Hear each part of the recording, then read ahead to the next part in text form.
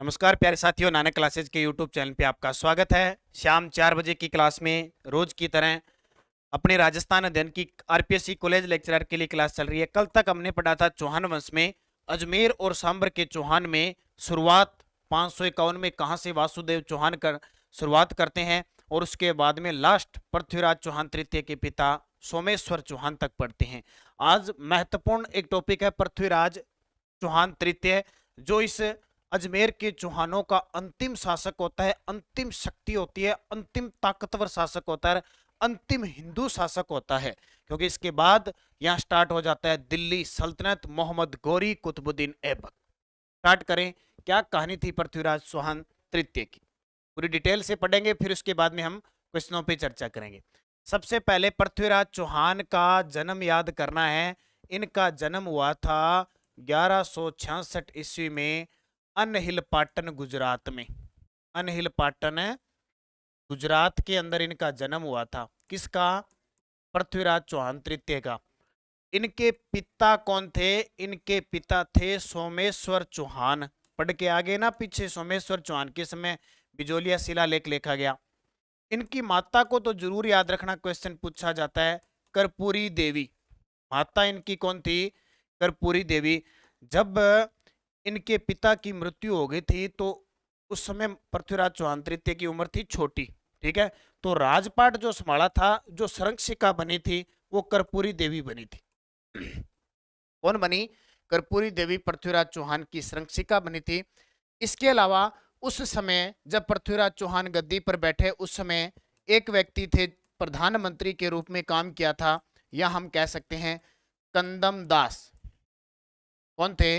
कंदम दास, या इनका इतिहास में नाम मिलता है केमास। इन्होंने कर्पूरी देवी का अच्छा सहयोग किया था, प्रधानमंत्री के रूप में काम किया था। किसने? कंदम दास या केमास ने। फिर हम पृथ्वीराज चौहान के घोड़े की बात करें, जैसे हमने पढ़ा महाराणा प्रताप का घोड़ा चेतक, उसी प्रकार पृथ्वीराज चौहान तृतीय का घोड़ा था नाट्यरंभा। कौन सा? नाट्यरंभा नाम का घोड़ा पृथ्वीराज चौहान के पास था। अब बात करें पृथ्वीराज चौहान की पत्नी, तो पत्नी इसको एक तो मिली संयोग से संयोगिता, एक तो संयोग से संयोगिता मिली और एक इच्छा से इंछिनी मिली।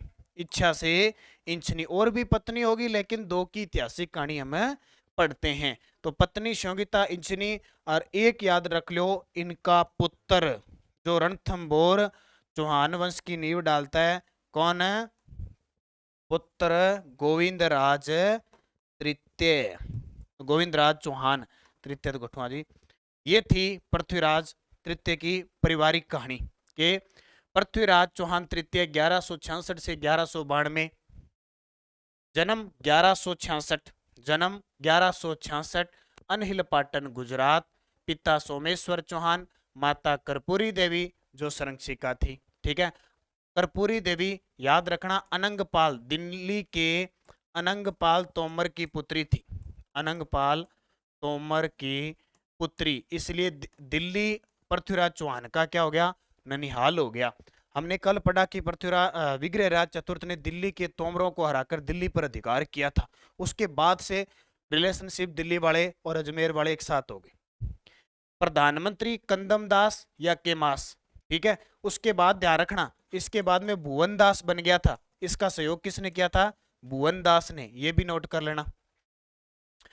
घोड़ा था नाट्यरंभा, पत्नी संयोगिता संयोग से मिली, जयचंद गेड़वाल की पुत्री थी। इंछिनी इच्छा से मिली, अबू के परमार राजकुमारी थी, और पुत्र था गोविंदराज चौहान। ये बातें। पृथ्वीराज चौहान का राज्याभिषेक कब हुआ था? तो पृथ्वीराज चौहान का जो राज्याभिषेक हुआ था, यानी गद्दी पर राज्याभिषेक कह सकते हैं, या गद्दी पर पूछे तो 1177 में बैठा था। 1177 में। अभी ताजा एक सीएटी का पता नहीं कौन सा पेपर हुआ अपने राजस्थान में, उसमें पूछा गया कि जब पृथ्वीराज चौहान गद्दी पर बैठा उस समय आयु कितनी थी? उस समय आयु 66 में, जन्म 77 में, बैठा 11 वर्ष का गद्दी पर बैठ गया। अब 11 वर्ष का एक बालक गद्दी पर बैठ जाता है तो आप अंदाजा लगा सकते हैं कि कैसी व्यवस्था चला सकता है। तब कर्पूरी देवी और कंदम दास का बड़ा सहयोग रहता है, लेकिन चतुर ताकतवर दिग्विजय नीति अपनाने वाला पृथ्वीराज चौहान 11 वर्ष की गद्दी में बैठते हुए सब कुछ संभाल लेता है। और जैसे ही वो गद्दी पर बैठा, बैठते ही उसको लगा कि अगर मुझे राज करना है तो आसपास के जितने भी लोग हैं उनको या तो मिलाना पड़ेगा या समाप्त करना पड़ेगा उन पर अधिकार। लेकिन पृथ्वीराज चौहान की दिग्विजय नीति थी, उसने सबको खदेड़ना शुरू कर दिया। देखो 1177 में गद्दी पर बैठते ही 1178 में पहला अभियान अपने चचेरे भाई नागार्जुन बंधुओं को पराजित कर दिया इसने। चचेरे भाई नागार्जुन बंधुओं को हराया। सबसे पहला काम बहुत बार प्रश्न में आता है कि जैसे ही 1177 में गद्दी पर बैठा पृथ्वीराज चौहान ने क्या किया, 1178 में चचेरे भाई नागार्जुन बंधुओं को हरा दिया। उसके बाद इसने क्या किया, एक जाति आई बंडानक जाति। ये बंडानक जाति खतरनाक थी, ये विग्रहराज चतुर्थ के समय भी थी, उसने भी इनको तबाह कर दिया था, लेकिन पूर्ण रूप से ये तबाह नहीं कर पाया था। लेकिन पृथ्वीराज चौहान तृतीय ने इस बंडानक जाति के विद्रोह का दमन किया, विद्रोह का क्या किया, दमन कर दिया। तो सबसे पहले दो इसके काम थे, सब चचेरे भाई नागार्जुन बंधुओं को हराया और 1178 के आसपास ही इसने बंडानक जाति का विद्रोह कर दिया। जब इन दो का विद्रोह किया इसने, तो इसको लगा भी अब मुझे कुछ न कुछ सैन्य अभियान और नीति अपनानी चाहिए अलग से। क्यों? क्योंकि इसके समय स्थिति क्या थी, इसके समय ये स्थिति थी, मान लो ये अजमेर का क्षेत्र था, इस अजमेर के क्षेत्र में यहां तो थी बंडानक जाति, यहां क्या थी, बंडानक जाति, उसका अंत कर दिया। ये बंडानक जाति इस साइड थी, सिरसा के अंदर, पंजाब के अंदर इस साइड थी। ये कुछ तो भाग के उत्तर प्रदेश में कूदी और बाकियों को इसने नष्ट कर दिया। अब क्या हुआ कि इसके बाद इसकी स्थिति रहेगी, यहां था महोबा, यहां कौन सा क्षेत्र था, महोबा,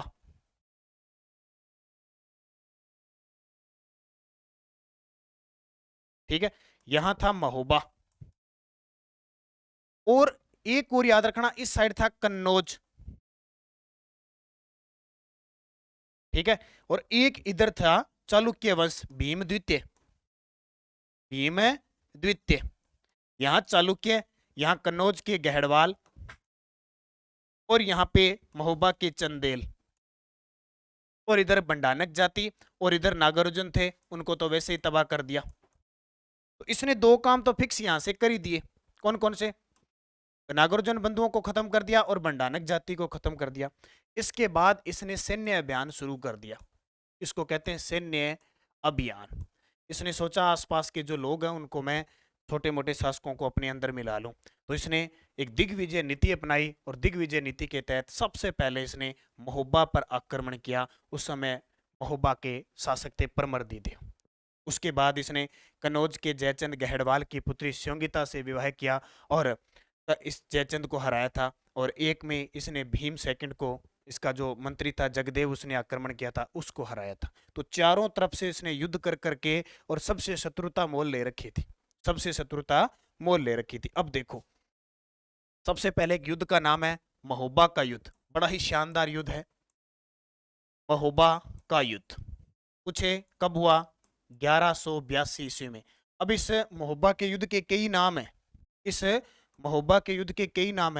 इसको कहते हैं तुमुल का युद्ध भी कहते हैं, इसको जेजाक भुगती का युद्ध भी कहते हैं, इसी को बुंदेलखंड का युद्ध भी कहते हैं, इसके अलग अलग नाम है, फिक्स नाम इसका महोबा का युद्ध 1182 में। किस किस के बीच हुआ, तो आपको बताना है चौहानों के और चंदेलों के बीच हुआ, अब चौहानों का शासक कौन था, तो चौहानों का शासक था पृथ्वीराज तृतीय, और चंदेल शासक था परमर्दिर देव था। ये ध्यान रखना, चंदेल शासक था। इस परमर्दिर देव के दो सेनापति थे, आला और उद्दल, बड़े ही गजब के। हालांकि पहले परमर्दिर देव से ये नाराज हो जाते हैं और चले जाते हैं।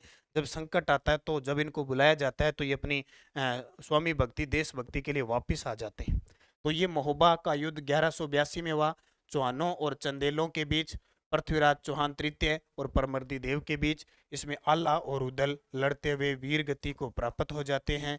ये युद्ध परमर्दी देव हार जाता है और पृथ्वीराज चौहान तृतीय जीत जाता है। तो यहाँ से इसने हौसले बुलंद होते गए, जैसे जैसे पृथ्वीराज चौहान तृतीय जीतता गया हौसले बुलंद होते गए। उसके बाद देखो क्या हुआ, ये युद्ध जीतने के बाद जयचंद गहड़वाल, जयचंद मामो, ठीक है, जयचंद गहड़वाल। अब जयचंद गहड़वाल की कहानी क्या थी, इसको लगा कि मेरा पड़ोसी पृथ्वीराज चौहान है वो दिल्ली पर अधिकार कर रखा है, इसने सोचा मैं भी उस पर अधिकार करूं, जैसे दिग्विजय नीति अपना रहा है पृथ्वीराज चौहान तृतीय मैं भी अपनाऊं। उसने ऐसे शत्रुता लगी।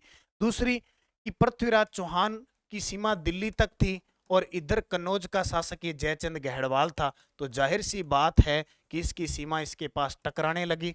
और जब राजा महाराजाओं की सीमा टकराने लग जाती थी तो युद्ध होता ही होता था, आपस में ईर्ष्या चलती थी, साम्राज्य विस्तार के लिए होड़ चलती थी। इसी बीच एक काम और हो गया, जयचंद गहड़वाल की पुत्री श्योंगिता, कौन है, श्योंगिता, ये किससे प्रेम करने लगी, ये प्रेम करने लगी पृथ्वीराज चौहान तृतीय से। किसे, पी थर्ड लिख देता हूं मैं सीधा शॉर्टकट में, पृथ्वीराज चौहान तृतीय से प्रेम करने लगी। अब देखो जयचंद गढ़वाल तो पहले से ही उस पे लगता था, उसका विरोधी था, और अब ये खबर आ गई कि श्योंगिता है वो पृथ्वीराज चौहान तृतीय से प्रेम करती है। अब जयचंद गढ़वाल ने कहा कि मेरी पुत्री की मैं शादी जरूर करूंगा लेकिन पृथ्वीराज चौहान तृतीय से नहीं करूंगा। इसलिए क्या किया, स्वयंवर रचा, स्वयंवर रचा, और स्वयंवर में सभी राजा महाराजाओं को बुलाया इसने, राजाओं को बुलाया। किसको नहीं बुलाया, इसने कहा पृथ्वीराज चौहान तृतीय नहीं आना चाहिए। और यहां तक भी उसने पृथ्वीराज चौहान तृतीय को क्या बुलाया नहीं, जबकि उसको अपमानित करने के लिए अपने द्वार के बाहर द्वारपाल एक मूर्ति लगा दी पत्थर की, द्वारपाल के रूप में पत्थर की मूर्ति। अब कहते हैं कि जब स्वयंवर शुरू हुआ, बड़े बड़े राजा महाराजा आए, तो कहते हैं कि श्योंगिता ने उन राजा महाराजाओं को न चुनकर ये जो द्वारपाल पर मूर्ति थी, इस मूर्ति के गले में क्या डाल दिया, हार डाल दिया, वो स्वयंवर वाला हार डाल दिया। इससे कहते हैं कि पृथ्वीराज चौहान को सूचना मिली, पृथ्वीराज चौहान अपनी सेना लेके आता है और जयचंद इसको, किसको, श्योंगिता को यहाँ से उठा के ले जाता है, जिसको हम कहते हैं गंधर्व विवाह, क्या कहते हैं, और जाके वहां शादी कर लेता है, भगा के लेके जाता है। इससे जयचंद गढ़वाल को और गुस्सा आता है, इसके घर से इसकी पुत्री को उठा के ले गया कौन, पृथ्वीराज चौहान तृतीय, तो इसको फिर गुस्सा आया। अब आपस में दोनों ने युद्ध लड़े, जाहिर सी बात है पृथ्वीराज चौहान तृतीय बड़ा ताकतवर था, तो युद्ध लड़ा और जयचंद गढ़वाल को हरा के कुछ क्षेत्र पर अधिकार कर लिया। तो ये बात होगी। इसके बाद एक बात और घटना घटित होती है, 1184 चौहान चालुक्य संघर्ष, चौहान चालुक्य संघर्ष। जाहिर सी बात है जब हमने महोबा का युद्ध लड़ लिया, जयचंद गढ़वाल को हरा लिया, तो ये जो साइड चालुक्य वाली थी, गुजरात में चालुक्य थे, ठीक, तो ये चौहान चालुक्य संघर्ष हुए। उस समय भीम द्वितीय जो था वो शासक था गुजरात का, और इधर से पृथ्वीराज चौहान था। हालांकि ये कहा जाता है कि इस युद्ध में दोनों कोई जीतता नहीं है और सहमति से दोनों समझौते कर लेते हैं, और यहाँ से काफी समय से चौहान चालुक्यों की जो संघर्ष की कहानी चलती है वो एक मित्रता में हो जाती है, इतिहासकार कहते हैं, लेकिन ये युद्ध हुआ था। अब बच गया एक, अब कौन सा बच गया, देखो अब बच गया, इधर से एक खतरनाक आदमी आ रहा था, शहाबुद्दीन मोहम्मद गोरी। कौन है, शहाबुद्दीन मोहम्मद गोरी, जो ससमुद्दीन मोहम्मद गोरी के बाद गद्दी पर बैठा था, गजनी का शासक बन गया, और इसकी आंखें तस्वीर बड़ी गजब हिंदुस्तान की तरफ थी। अरब वालों की सारी इधर तुर्की सेना थी, इनकी ये टारगेट था कि भारत में बहुत कुछ है, हिंदुस्तान उस समय चिड़िया, सोने की चिड़िया होती थी, ऐसे लूट लूट के अब अपने वाले लूट रहे हैं, सोने की चिड़िया उड़ गई, मिली नहीं, ठीक है। तो गजनी का शासक था मोहम्मद गोरी, शहाबुद्दीन मोहम्मद गोरी, ये आक्रमण करता है। अब ये आक्रमण देखो किस स्थिति में करता है, ये जो क्षेत्र है राजस्थान राजपूताना का, इस साइड में ये सिरसा और बठिंडा, कौन सा, ये बठिंडा है ना, इस बठिंडा को पहले तबर हिंद कहते थे, क्या कहते थे, तबर हिंद, या कई जगह सर हिंद आता है। यहाँ से गजनी से मोहम्मद गोरी आया, इसने मुल्तान वगैरह लाहौर वगैरह पर अधिकार करके और इस सिरसा की तरफ बढ़ा और तबर हिंद तक आ गया। इधर से यार अपना पृथ्वीराज चौहान है, इस चालुक्य क्या संघर्ष कर रहा है, महोबा जयचंद कराकर और दिग्विजय नीति बनाकर इस पर भी पृथ्वीराज चौहान इस पर भी अधिकार करना चाहता था। और इधर से गोरी आ गया, क्या कर लेगा? नहीं करेगा। इस कारण दोनों के बीच गजब तरीके से युद्ध होते हैं। अब अलग अलग है, बहुत सारे विद्वान कहते हैं कि इतने युद्ध हुए इतने युद्ध हुए, लेकिन सही रूप से कितने युद्ध माने जाते हैं? 2 युद्ध। एक युद्ध का नाम है तराइन का प्रथम युद्ध। क्या नाम? तराइन का प्रथम युद्ध। तराइन का जो प्रथम युद्ध हुआ 1191 ईस्वी में होता। यहां से इतिहास पलट जाता है। जहां हिंदू राजा राज करते हैं हिंदुस्तान पे, यहां से उल्टा हो गया। ये 2 युद्ध के बाद तुर्की सेना यानी मुस्लिम धर्म के लोग अपने हिंदुस्तान पे राज करने लगे। जब जब इतिहास पलटने के युद्ध आए हैं पेपर में आते हैं। तो तराइन का प्रथम युद्ध हुआ किस किस के बीच? पृथ्वीराज तृतीय वर्सेज तुर्की सेना मोहम्मद गोरी। और इस युद्ध में कहते हैं पृथ्वीराज के साथ है, हमने पढ़ा पुंजन पुंजन देव जो आमेर के शासक थे, ठीक है। इसके अलावा इसके साथ थे गोविंद राज तोमर जो दिल्ली का गवर्नर था, ठीक है। ये इसके साथ थे। इस युद्ध के अंदर पृथ्वीराज चौहान तृतीय जीत जाता है और मोहम्मद गोरी इस गोविंद राज तोमर के भाले से घायल हो जाता है और घायल होने के बाद भाग जाता है, यहां से पीछे मुड़ के नहीं देखता। इतना गजब तरीके से यहां से भागता है युद्ध के मैदान से। अब मुस्लिम आक्रांता तुर्की सेना विदेशी को हरा दिया तो पृथ्वीराज चौहान की सेना तो चौड़े में हो गई और उसने जश्न मनाना शुरू कर दिया। उस सेना का पीछा किया ही नहीं, उसने किया नहीं। ये पृथ्वीराज की भूल थी, ये माना जाता है। पीछा नहीं किया, लेकिन मोहम्मद गोरी को एक पश्चाताप होने के बाद उसने कहा कि मुझे बदला तो जरूर लेना है। 1 वर्ष बाद फिर तैयार हो गया। 1 वर्ष बाद फिर तैयार हो गया इसी मैदान में वापस। तराइन का द्वितीय युद्ध, तराइन का सेकंड युद्ध इस वर्ष 1192 ईस्वी में आ गया। वही मैदान ये कहां पे है? ये तराइन का मैदान करनाल हरियाणा में है। कहां पे? वही मैदान, कहते हैं ना, वही जगह, वही सेना, वही शासक मोहम्मद गोरी और पृथ्वीराज आ गया। अब की बार गोरी का साथ दिया जयचंद गहड़वाल ने, ठीक है। जयचंद गहड़वाल ने उसकी तरीका बता दिया। मोहम्मद गोरी को यह बात पता थी कि अगर सामने से इसके साथ युद्ध लड़ा तो मैं हार जाऊंगा, मुझे इसके साथ कोई छल कपट करना पड़ेगा। और मोहम्मद गोरी ने पृथ्वीराज चौहान को एक पत्र लिख के भेजा कि तू इस्लाम धर्म ग्रहण कर ले और गोरी के कदमों में आ जा, मैं तेरे को बख्श दूंगा। पृथ्वीराज ने कहा तेरा मुकाबला मेरा और तेरा मुकाबला युद्ध के मैदान में होगा। तब मोहम्मद गोरी ने कहा कि इसको छल कपट से हराना पड़ेगा, छल कपट से हराना पड़ेगा।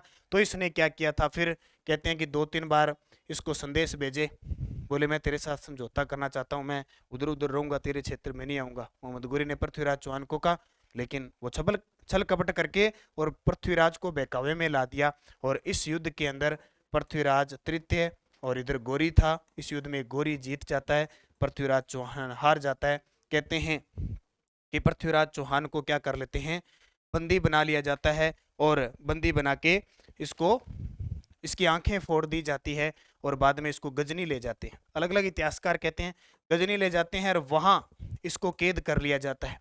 फिर कहते हैं कि चंद्रबरदाई इसका जो कवि दरबारी कवि था, मित्र था, वो अपने मित्र का बदला लेने के लिए गजनी जाता है और वहां मोहम्मद गोरी से बदला लेते हैं। कहते मोहम्मद गोरी एक उत्सव के अंदर मनोरंजन चला रहा होता है। चंद्रबरदाई कहता है कि मेरा जो मित्र आपके कैद खाने में है वो शब्द भेदी बाण में बड़ा गजब है। उसने कहा कौन सा लेके आओ? तो लेके आए। उसने कहा देखते हैं क्या शब्द भेदी करता है कि जहां से आवाज आएगी वहां तीर चला देगा, भाला फेंक देगा। तो मोहम्मद गोरी उस समय बोल रहा था और कोई बोल नहीं रहा था। तो कहते हैं चंद्रबरदाई ने ये मौका, चंद्रबरदाई ने कहा कि आपके लिए बहुत गजब का मौका है, अब आप इस मौके को भुना सकते हो। तब चंद्रबरदाई ने एक शब्द कहा कि 4 बांस 24 गज अंगुल अष्ट प्रणान ता बैठे सुल्तान मत चुके चौहान। जैसे ही आवाज आई सुल्तान की, सीधा भाला फेंका और लगा मोहम्मद गोरी के। और इसी के साथ कहते हैं कि मोहम्मद गोरी और चंद्रबरदाई एक दूसरे के अपने कुक होके और चाकू मार के और आत्महत्या कर लेते हैं। अब कई जगह ये आता है कि क्योंकि गजनी में पृथ्वीराज चौहान की छतरी पाई गई है इसलिए मृत्यु वहां हो गई। कई ये मानते हैं कि इस पृथ्वीराज चौहान की जो मृत्यु है वो अजमेर में ही हो गई थी। अब कई ये अजमेर मानते हैं नॉर्मल, तबकाते नासिरी ग्रंथ है उसमें ये कहते हैं कि सिरसा में मृत्यु हुई। तो अलग अलग मत है इसके। और क्या कहानी हो सकती है? या तो मृत्यु होगी, त्राइन के द्वितीय युद्ध में हार किसकी होगी? पृथ्वीराज तृतीय की, और मोहम्मद गोरी का राज हो गया अजमेर के अंदर, और उसके बाद इसका गुलाम कुतुबुद्दीन ऐबक दिल्ली सल्तनत चलाता है। अब देखो क्या हुआ, पृथ्वीराज चौहान की उपाधि याद रखना। उपाधि है राय पिथोरा, राय पिथोरा, और एक उपाधि है राय पिथोरा दल पुंगल। कौन सी? दल पुंगल। दो उपाधि किसकी है? पृथ्वीराज चौहान की।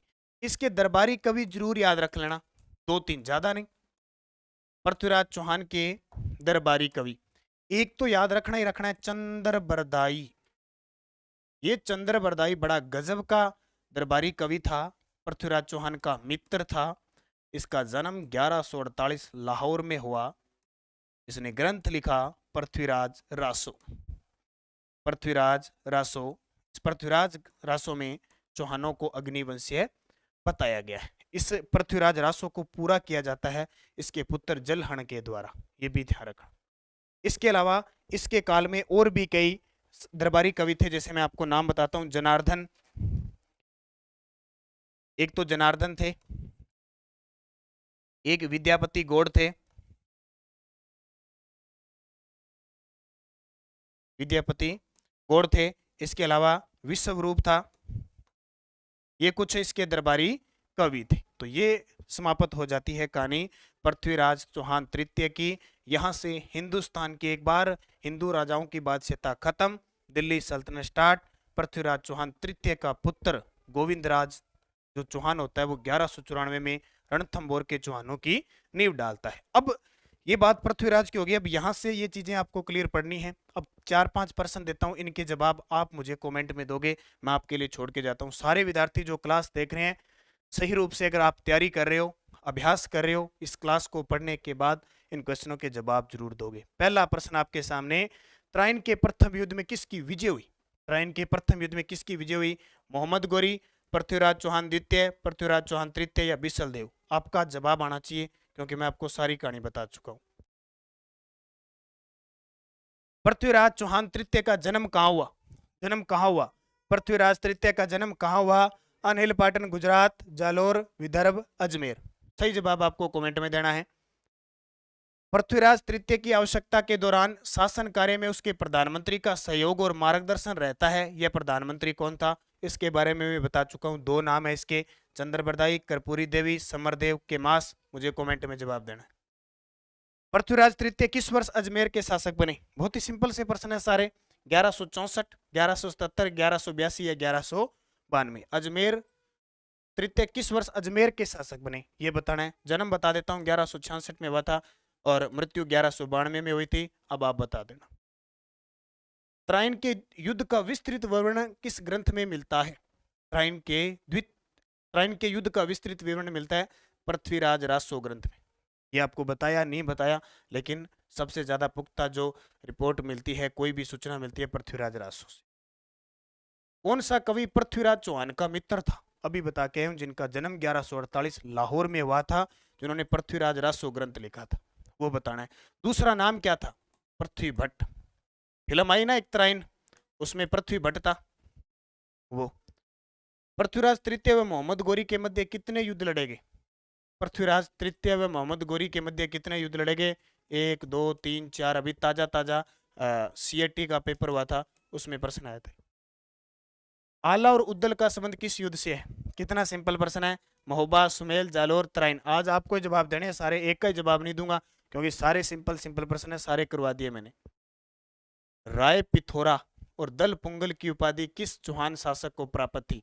राय पिथोरा का मतलब होता है युद्ध में पीठ न दिखाने वाला, दल पुंगल का मतलब होता है विश्व विजेता। अब वो कौन था, मुझे बताना। पृथ्वीराज चौहान तृतीय के शासन प्रबंध संभालने के बाद उसका प्रथम सैनिक अभियान किसके विरुद्ध था? अब बता सकते हो ना आप सारा क्रम। पृथ्वीराज चौहान तृतीय के शासन प्रबंध संभालने के बाद उसका प्रथम सैनिक अभियान किसके विरुद्ध हुआ? तो बता देता हूं मैं, वैसे आपको पता है, चचेरे भाई नागार्जुन के बाद। उसके बाद में बंडानक जाति का किया, फिर चालुक्य और ये सारे सैनिक अभियान आगे। ठीक है, ये टोटल आपके क्वेश्चन जिनके जवाब आपको कमेंट बॉक्स में देना है। कॉलेज लेक्चरर टेस्ट सीरीज तृतीय प्रश्न पत्र की नानक क्लासेज ऐप में चल रही है, उसका अध्ययन करें, अभ्यास करें। उसमें मेगा टेस्ट जल्द ही शुरू होने जा रहे हैं। धन्यवाद। जय हिंद, जय भारत, जय राजस्थान।